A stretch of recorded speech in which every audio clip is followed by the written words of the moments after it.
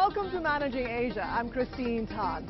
In the world's biggest e-commerce battleground, JD.com is a giant here in China.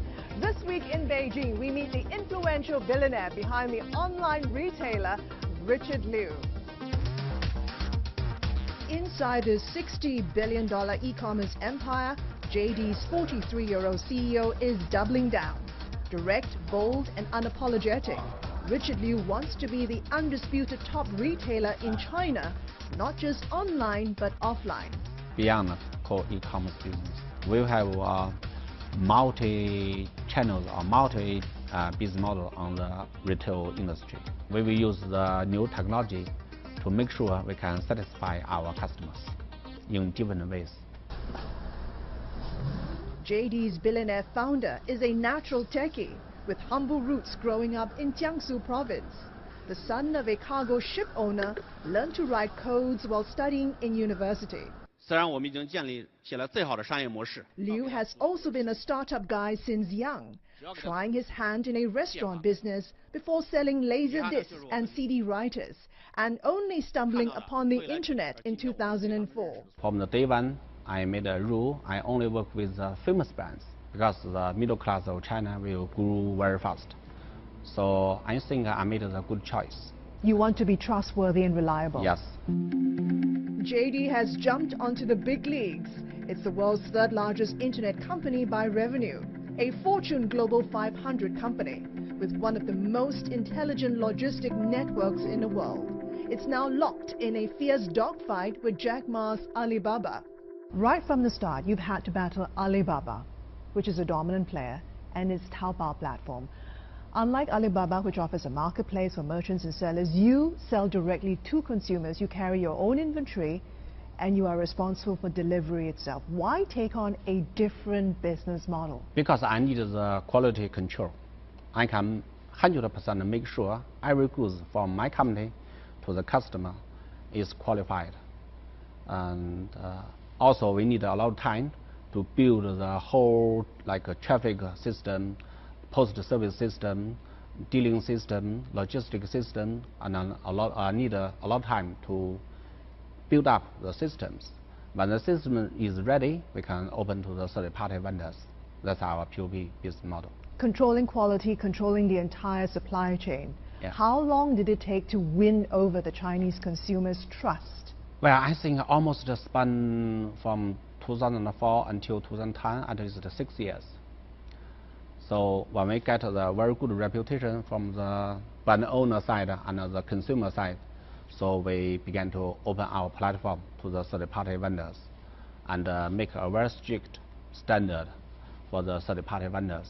You were very determined from the start to make sure there was no counterfeiting going on your website itself. Yeah. Before you listed the company in 2014, Tencent took a 15% stake in JD.com, which gave you access to 900 million users on its WeChat and mobile QQ platform. Yeah. How much has your relationship with Tencent helped you translate into top-line growth for the company all these years? I think Tencent company like unlimited resources warehouse, and like WeChat today, everything we have seen is less than 10%. I mean, here still at least over 90% of the gold waiting for us to dig out. So it can bring us a lot of new active customers. And from the WeChat, we can target any consumer in China. How much has your relationship with Tencent helped translate into top-line growth for the company? Today, over 24% of the active new customers come from both mobile QQ and WeChat. So it can help us to attract more new customers. Your recent partnership with Walmart has also boosted sales volume and attracted new customers. What other partnerships are you exploring to help drive growth for JD.com? Well, we have a lot of new projects. We have a project means JD with Tencent. We also have a project JD with Jinri, which also have a huge traffic. We have a project with JD Baidu, and very soon, I think by the end of this month, we have a new project called JD with Qihu. So both Qihoo, Tencent, Baidu, and Total, they have a huge traffic, which can bring more new customers to us, I think. But profits have been elusive. Though JD was profitable for the first time in Q1 since 2014, it fell back into the red in Q2 with a net loss of $73 million. Your strategy of building an extensive logistics network has also helped you close the gap with Alibaba here in China, but it's been a costly exercise, one that's kept you away from the path of profitability. Are things going to change soon? Is that going to change soon? I think it's a misunderstanding. I mean, our own logistics system didn't bring more cost to us, but it saved a lot of money because our logistics system is quite efficient and a lower cost compared with the third-party logistic delivery companies. So we will keep investing on our logistics system and make sure in the future the efficiency will be faster and faster and the cost will be lower and lower. What sort of cost savings are you looking at for your logistics network? I think it's same as efficiency. I can give you an example. In Beijing, our delivery man can deliver over 150 parcels per day. But 5 years ago, they can only deliver 60. I'm sure in the next 5 years, they can deliver over 250. And the second is, we are building more warehouses. Today, we have over 335 warehouses in China. In the next 3 years, we will build over 500. So our goods will be closer to our customers to save more delivery cost. You're talking about economies of scale. That's when things will start to kick in. Yeah. In the past, our logistics business is like a cost center, but we want to be a profit center in the future. Last year in 2016, despite growing revenues to $37.5 billion, JD.com posted a loss of $0.4 billion. How do you expect to do this year, 2017? Well, anyway, I think it will be over expectation from anyone, including both inside and outside. Are you close to profitability this year? We have been already profitably from Q1, yeah. Are you close to profitability for the full year? Yes. So this year, 2017, will be the year you turn profitable? Yes. How we profitable? have a guidance. You know, for non-GAAP, we have the first guidance is between from 0 to 1%. But I think for this evening earnings call, we will, I don't know how to say, increase the guidance. What's going to drive profitability this year? What's going to be some of the factors that help you get to profitability this year? Your logistics system will be more efficient, save some money, and once your growth very large base, you have more negotiation power, so you can go get better terms from the suppliers, can improve your gross margin, so it can help us to be profitable. So just to be clear, this year we'll finally see you turn profitable. Yes. Earlier this year, you announced a spin-off of your finance unit, JD Finance. Is it ultimately to get into more financial services? Are you ultimately looking to list JD Finance? I think it's both, because a China local company, easier for us to get the license from the government. And the second, it's a financial consumer business model. If it can list in China, it will be very good to communicate with the consumers. What financial services could JD Finance get into? A lot. We have from the online payment system to the consumer credit and also to the supply chain loan. In the future, I think we can bring more service for our partners and customers. When are you looking to list JD Finance? What sort of time frame are you looking at? No, today we have no any time. JD.com beat Alibaba to list on a NASDAQ. Are you looking to do the same with JD Finance versus Ant Financial? Listing is not like a compete something, No? Listing is just a way, as a huge company, is need to be a public to make your finance more transparency. So it's very good for our partners. For finance, I think listing never nothing to the competition. You recently also invested close to $400 million in a UK-based e-commerce website, Farfetch. How significant is this deal in your push to get into the luxury market? In the future, we have a judgment in China luxury market. First, more and more Chinese consumers want to buy some special unique SKUs from the luxury brands. So Farfetch is very good at the cooperative with the boutiques, So a lot of SKU on Farfetch in China you cannot find, both online and offline. So it can bring more value to the Chinese consumers. Apart from Farfetch, are you looking to make more acquisitions in this space? No, we will build our own luxury platform. We call it Top Life. It will be on the market very soon. But it's different from Farfetch. The Top Life will only work with the luxury company which have been in China. So Farfetch is like a power line business model. Top Life is a local business model.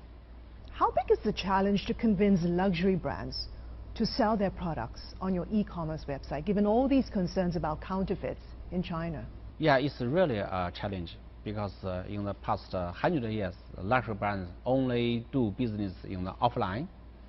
But the good news is today, every luxury brand realized they need to go to the digital world.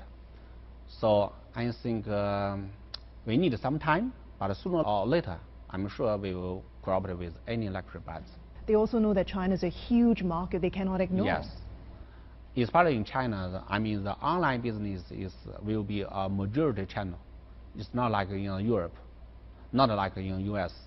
The penetration of e-commerce in China will be higher than any country in the world.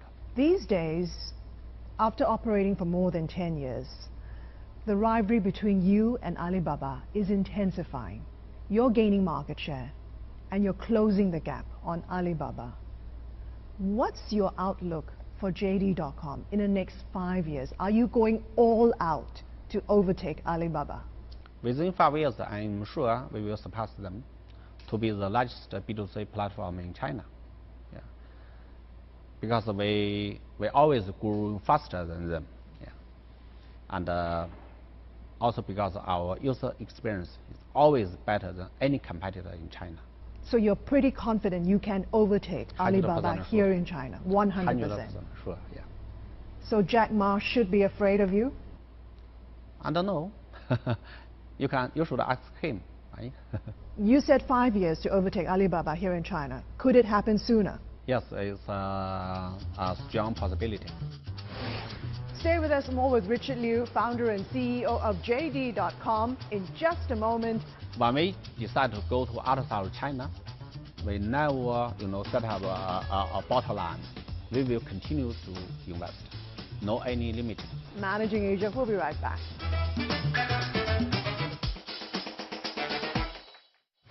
Richard, you're 43 years old. You're the son of a cargo ship owner. Yeah. I understand you grew up in one of the poorest parts of China's Jiangsu province. Yes.